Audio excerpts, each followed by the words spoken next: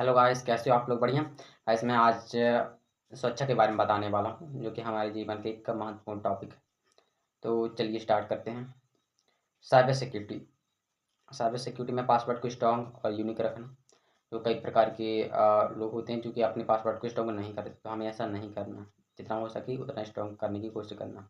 Fishing emails और messages से बचना। कई प्रकार के ईमेल्स आते हैं जिससे हमें उस ईमेल्स पे क्लिक करते ही हम उनकी ऑफिशियल वेबसाइट पर पहुंच जाते हैं। तो हमें पहले उनके बारे में जान लेना, इसके बाद ही उसमें ईमेल्स में या फिर मैसेजेस में क्लिक करना। ठीक है।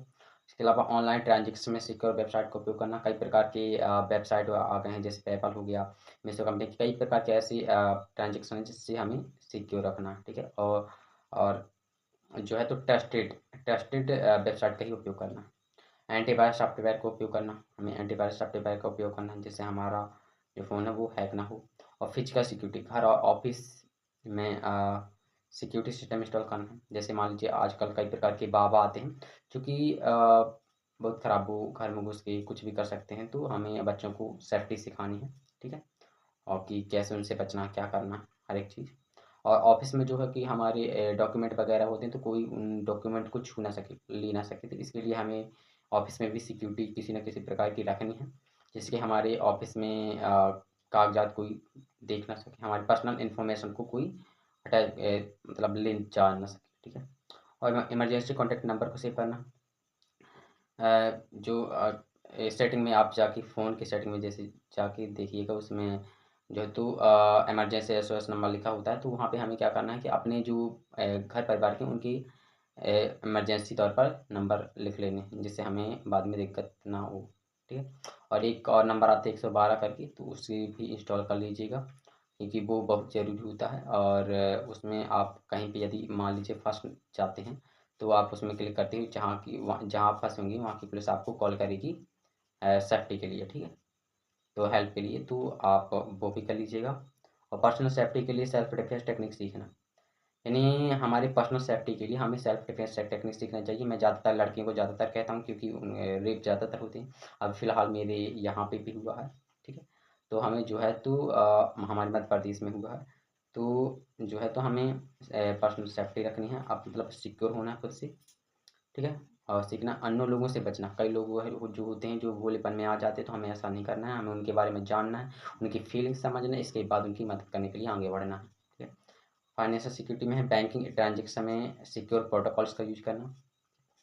और क्रेडिट कार्ड और डेबिट कार्ड की डिटेल्स को सिक्योर रखना। ऐसे सिक्योर रखना, कई प्रकार के लोग होते हैं जो एटीएम अपने एटीएम कार्ड को किसी और के हवाले दे देते हैं। हमें ऐसा नहीं करना, हमें बैंक में ही दिखाना है, फिर जहाँ पे से आप पैसे निकालते हैं ऑनलाइन दुकान पे ट्रस्टेड है तो वहीं पे आ जाके आपको दिखाना। ठीक है। इसके अलावा इन्वेस्टमेंट के लिए अथोराइज्ड करें। इन्वेस्टमेंट में हमें जो है तो अपने पैसे वगैरह कुछ भी जो है तो अथोराइज्ड करना है, जिससे हमें बाद में दिक्कत ना हो। ठीक है। ऑथराइज्ड एडवाइजर से कंसल्टेशन कर लेना है। ठीक है।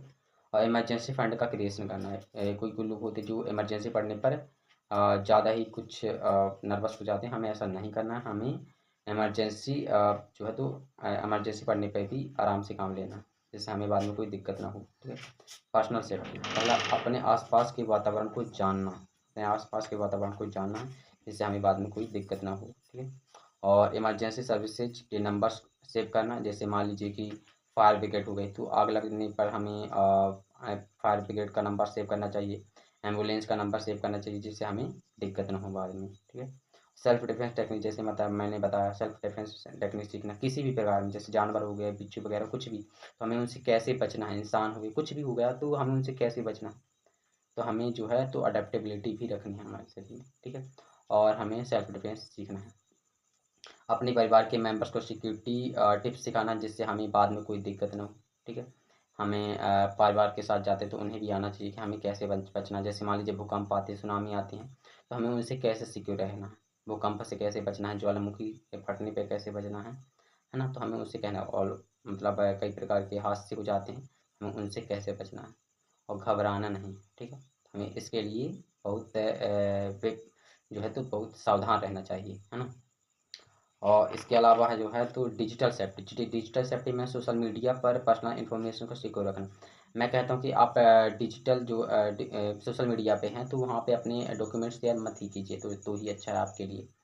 लेकिन जब आप करते हैं तो उसके लिए सिक्योरिटी भी रखनी ज़रूरी है, जिससे कि आपका जो आपके डॉक्यूमेंट है तो वो किसी गलत हाथों में ना लग जाएँ, ठीक है। इसके अलावा जो है तो ऑनलाइन हरासमेंट से बचना, कई प्रकार के ऑनलाइन जो काम होते हैं तो उसमें हमें दिक्कत का सामना करना पड़ता है, तो हमें ऐसा नहीं करना है। ऑनलाइन हरासमेंट से बचना है हमें। जो कई प्रकार के लोग होते हैं जो कि कहते हैं कि सर हमारे पास, जैसे मैंने शुरू में बताया कि हमारे पास जो है तो आपके पास आपके नंबर पे 2 लाख 3 लाख की लॉटरी लगी है, तो हमें इससे बचना, लॉटरियों से बचना है, ठीक है। इसके अलावा डिजिटल फुटप्रिंट को मैनेज करना है, जिससे कि हमारी जो हमारे जो अकाउंट है वो सिक्योर रहे, हमारे डॉक्यूमेंट्स सिक्योर रहें, ठीक है।